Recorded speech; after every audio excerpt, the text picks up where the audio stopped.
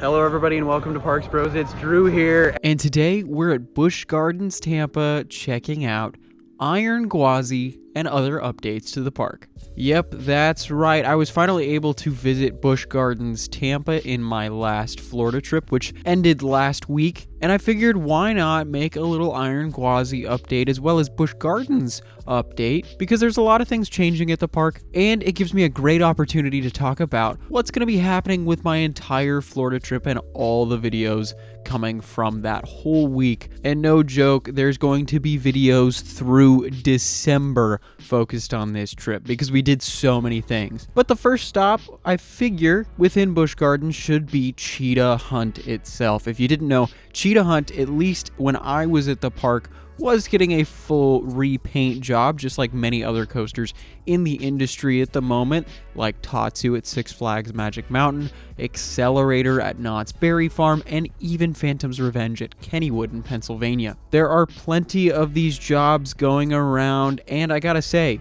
Cheetah Hunt itself is looking really fantastic with the new paint on top of the track and supports, and it's really looking especially vibrant in person. Don't get me wrong, I'm incredibly bummed I wasn't able to ride this roller coaster, and it was actually going to be my 150th coaster, which would have been a really cool milestone. I still hit that milestone on the trip though. You'll just have to stay tuned for vlogs in the future for that. But Cheetah Hunt is getting painted all around and upside down, literally. That new green and new yellow are going to look fantastic in replacement of those faded colors. I know the Florida sun is just as harsh, if not harsher, than the California sun on a lot of these paint jobs, so seeing this work be put into the coaster is a really great thing.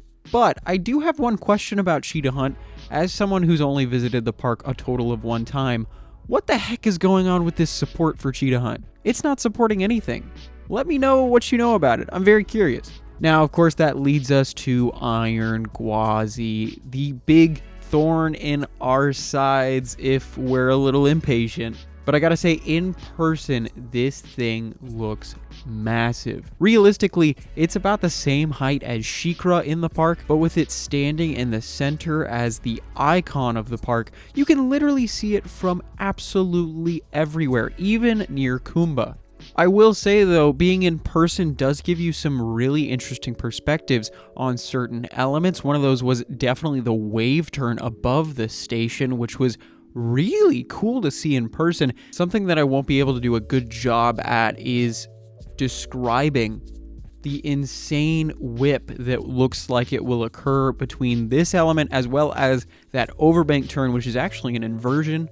There are a lot of spots on this coaster that are just going to be balls to the wall and remind me almost of other coasters like I-305 in a way. Something I guess I should mention, if you're curious if any work was going on site while we were at the park, we only heard a little bit of movement in the station. We actually heard one of the brake releases go off, but sadly no train movement. We didn't really see anybody up there. There might have been somebody up there, but we're not sure. But yeah, no testing footage, I regret to say, because I would have loved to have seen that in person. And man, I would have just been screaming at the station, "Hey, can I ride, please?" But it's all good. I'll be back in Florida and Tampa in March when this coaster opens finally to the public. And I cannot wait to ride this thing. It looks like it will be the star of the park. And of course, when I go back, hopefully Cheetah Hunt will be open as well.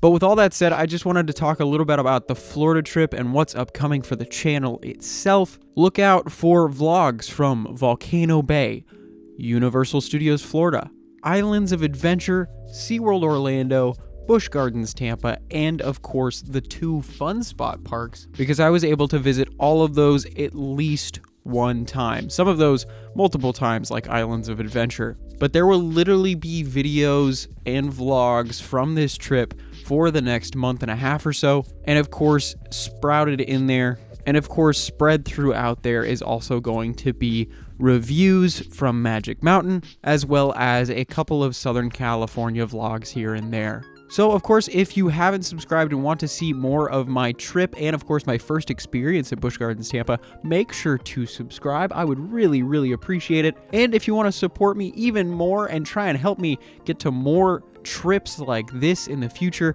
I have pins down in the description below that are really awesome, celebrating 10,000 subscribers. But with all that said, I wanted to say thank you again so much for watching. It means a heck of a lot, and I'll see you at Volcano Bay tomorrow. But until then, we'll see you on the next ride.